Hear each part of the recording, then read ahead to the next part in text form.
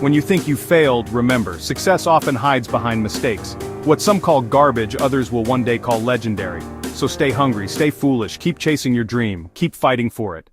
There's a narrative out there, a cynical whisper that grows louder every year that dismisses the next generation. It labels them as entitled or distracted or unprepared for the real world. But I'm here to tell you that narrative is fundamentally broken. The truth, the real truth, is that young people are the hope of tomorrow. They are not a liability to be managed, they are our single greatest asset. They carry the torch of innovation not because they're told to, but because they haven't yet learned what's supposedly impossible. Their minds are fertile ground for ideas that the rest of us, weighed down by experience and the scars of past failures, might have abandoned long ago. In every boardroom, in every strategy session, we talk about disruption, about agility, about thinking outside the box. Well, who embodies that more than someone who has never been put in a box to begin with? They are the solution to stagnation. They are the antidote to the way we've always done things. Their questions challenge our assumptions. Their energy can reignite a company's dying flame. When you see a problem that seems insurmountable, I guarantee you there is a young person somewhere looking at it from an angle you never even considered. They are the architects of the future, and to ignore them is to willingly become a relic of the past. I've made it a core principle of my life and my business to stay close to this source of energy. If you surround yourself with young minds, something magical happens. It's not just about mentorship, where you impart wisdom to them, it's a two-way current. You are filled with their ideas, their raw, unfiltered creativity. You are infused with their relentless energy, the kind that doesn't watch the clock. And most importantly, you are reminded of the boundless sense of possibility that is so easily lost in the day-to-day grind. It's a constant renewal, a reminder that the horizon is always further than it appears. And it is because I believe in this potential so fiercely that I feel an immense responsibility to share the one, non-negotiable truth that underpins every great achievement.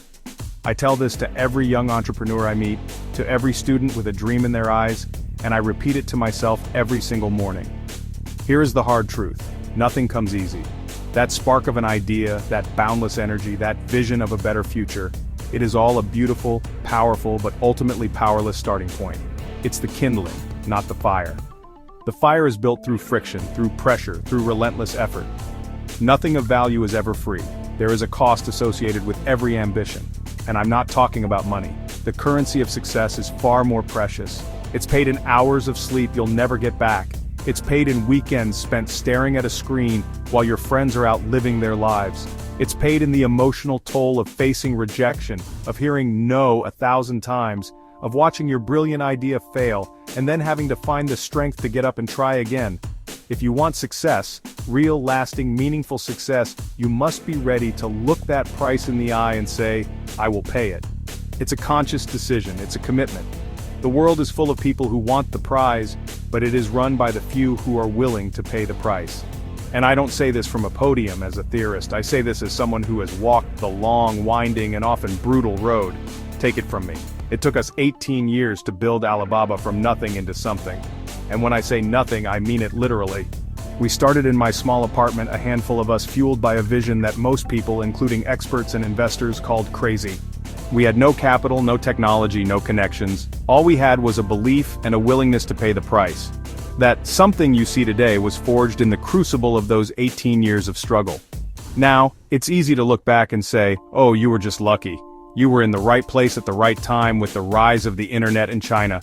And you know what? I won't deny it. People say we were lucky. And yes, maybe we were. There is always an element of fortune in any great venture. We were lucky that the internet arrived. We were lucky that China's economy was opening up. But luck is a passive force. It's like a favorable wind. It's useless if you don't have a sail. And more importantly, if you're not willing to spend every waking moment adjusting that sail, patching its holes, and steering through the storm. The untold story behind the luck is the work. We worked harder than most people could ever imagine. For years, we rarely slept soundly. Sleep wasn't a peaceful rest. It was a brief, anxious pause before the next wave of problems hit. You close your eyes, but your mind would be racing, worrying about servers crashing, about a competitor's new feature, about how to make payroll next month, about a single customer complaint that represented a flaw in your entire system. It was a constant state of high alert, a mental marathon, with no finish line in sight. The physical toll was just as demanding. I remember tracking my travel one year. I spent 867 hours on planes. Think about that. That's more than 36 full, 24-hour days spent in a metal tube in the sky. It wasn't for vacation. It was flying from one city to the next, often for a single 2-hour meeting, trying to convince one more person to believe in our vision. It was a life of recycled air, airport terminals, and fighting jet lag just to be sharp enough to make your case. That's part of the price. It's the unseen, unglamorous grind that makes the overnight success possible. And it wasn't just me.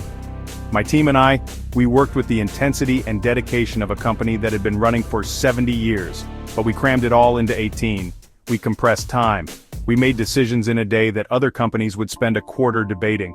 We launched products, failed, learned, and relaunched in cycles of weeks, not years. This created an environment of incredible pressure, but also incredible growth. We were forging ourselves, not just a company.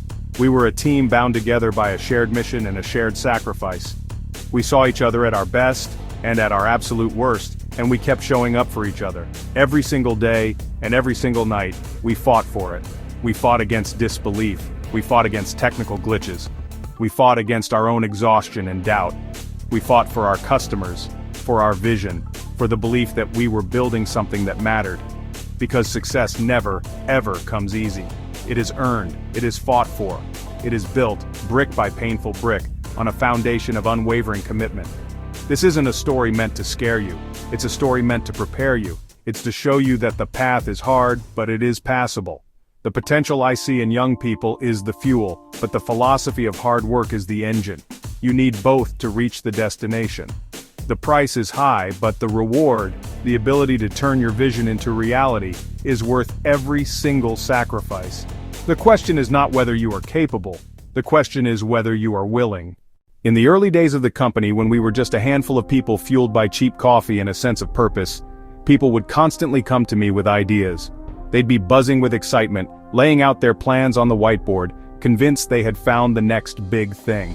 And I developed a filter, a simple but ruthless system for sorting the signal from the noise. It was a system that confused a lot of people at first because it seemed to defy all conventional business wisdom. If everyone in the room nodded along, if they all immediately said, "That's a great idea," I'd throw it away, right then and there. Because consensus is the enemy of innovation. When an idea is instantly palatable to everyone, it usually means it's familiar, it's comfortable, it's an incremental improvement on something that already exists. It's a slightly faster horse, not a car. Good ideas, the ones everyone agrees on, are the most dangerous, because they keep you busy, they make you feel productive, but they lead you down a crowded path where you're fighting for scraps with a dozen other companies who had the exact same good idea. They offer no real advantage, no unique identity, they are a trap. But if they presented an idea and the room fell silent, if people shifted uncomfortably in their seats, frowned and said, "I don't know, that sounds really, really difficult," or even, "That sounds impossible," that's when my ears would perk up. That's when I'd lean in and say, "Interesting. Tell me more, let's try." That hesitation, that fear, that's a signpost. It's a signal that we're standing at the edge of the map, looking out at uncharted territory. And that is where the real treasure is buried. I was always drawn to what seemed impossible. Not out of arrogance, but out of a deep-seated belief that the path of greatest resistance is the path to the greatest reward. Anyone can do the easy things. The market is flooded with people doing the easy things. But the impossible? That's a club with very few members. Pursuing the impossible is how you build a moat around your business that no one can cross. It's how you forge an identity, a culture of resilience and creativity that can't be replicated. That's how you become different. Not just different for the sake of it, but fundamentally structurally unique. This journey is never easy. There's a saying I hold on to, one that perfectly captures the arc of any ambitious endeavor. It goes like this: today is hard, and it is. Today is the grind. It's the emails, the bugs, the rejections, the cash flow problems. It's the constant feeling that you're pushing a boulder uphill with nothing but sheer will. It's the day-to-day battle where your enthusiasm is met with the harsh friction of reality. And tomorrow will be harder. This is the part nobody prepares you for. You think that if you just work hard enough, things will get easier, but they don't. Tomorrow is when the initial excitement has worn off. It's when your early assumptions are proven wrong. It's when your biggest competitor launches a new feature, or a key employee quits. This is the trough of sorrow. It's the long, dark night of the soul where you question every decision you've ever made. The path gets steeper, the air gets thinner, and the summit seems further away than ever before. This is the point where the real cost of your ambition becomes terrifyingly clear. But the day after tomorrow is beautiful. It's not just beautiful, it's magnificent. It's the moment the sun finally breaks through the clouds. It's the feeling of seeing something that only existed in your mind become real, touching people's lives. It's the quiet satisfaction of knowing you endured. This beauty isn't just about success or money, it's about the transformation. It's looking back from the mountaintop and seeing the treacherous path you climbed and realizing the person who started the journey is not the same one who finished it. But here's the tragedy. Most people give up tomorrow night. They quit in the darkness, just hours before the dawn. They turn back when they are, as the old story goes, 3 feet from gold. If you want to see that beauty, you have to survive the toughest nights. Survival isn't passive, it's an active, deliberate process. It's about finding fuel when the tank is empty. It's about having the humility to ask for help. It's about reminding yourself, over and over again, of the why that got you started in the first place. It's about finding the discipline to take one more step, write one more line of code, make one more call, even when every fiber of your being is screaming at you to stop. This is why every difficult situation is a lesson, and every problem is a test. They are not obstacles on the path, they are the path itself. A setback isn't a judgment on your worth, it's feedback. A failure isn't a verdict, it's tuition. Each crisis is a pop quiz for your character, your creativity, and your conviction. Are you going to break, or are you going to learn? Are you going to complain about the storm, or are you going to learn how to build a stronger ship? That's the real education. It's not the degree you hang on the wall, not the diploma you receive on a stage. Those are just receipts. They are certificates proving you paid for a curriculum, that you are good at memorizing the map of the known world. They prove you passed the tests of yesterday. But the real exam, the one that truly defines you, begins the moment school ends. It has no syllabus and no study guide. The questions are always new, and the answers are never in the back of the book. That exam is called life. And your grade is written not in numbers or letters but in the impact you have, the resilience you build, and the beauty you manage to create after surviving the very hardest nights. Most people never go after what they want. Not because they can't, but because they're staring at the starting line instead of the finish line. They see the obstacle, not the opportunity. They let the fear of what go wrong paralyze them from ever discovering what could go right. But what if I told you that the only thing standing between you and everything you desire isn't a lack of talent or resources, but a simple shift in perspective? My journey hasn't been a straight line. It's been filled with detours, failures, and moments of profound doubt. For years I felt like I was just reacting to life, not living it. I was playing defense. Then, I stumbled upon the work of thinkers like Simon Sinek, and it was like a light switched on. His ideas about leadership, purpose, and human connection gave me a framework, a new lens through which to see the world. I started collecting principles not just from him but from history, from leaders, from everyday heroes. I distilled them down into 5 simple, powerful rules. These aren't just theories, they are rules that I started living by, and they fundamentally changed everything for me. They gave me the courage to stop staring at the line and start running the race. Today I want to share those 5 rules with you. This isn't just a list. This is the operating system that took me from a life of quiet desperation to one of purpose and fulfillment. The first rule is the simplest and for many the hardest. Go after what you want. Sinek tells this brilliant little story. He was at a conference and during a break they served bagels, but there were no pre-sliced bagels. He watched as person after person walked up, saw the whole bagels, and just walked away. They wanted a bagel, but the tiny, almost insignificant obstacle of having to slice it themselves was enough to make them give up. Finally, someone walked up, grabbed a bagel, sliced it, and ate it. It sounds trivial, right? But it's a perfect metaphor for life. How many times do we walk away from something we want because of a tiny inconvenience, a difficult conversation, an extra form to fill out, the fear of looking foolish for a second? We tell ourselves, oh, it's not that important. But it is, because every time you walk away from a bagel, you're training your brain to give up. You're reinforcing the belief that you don't deserve what you want, or that it's not worth the effort. The person who sliced the bagel didn't just get a bagel. They reinforced a habit of action.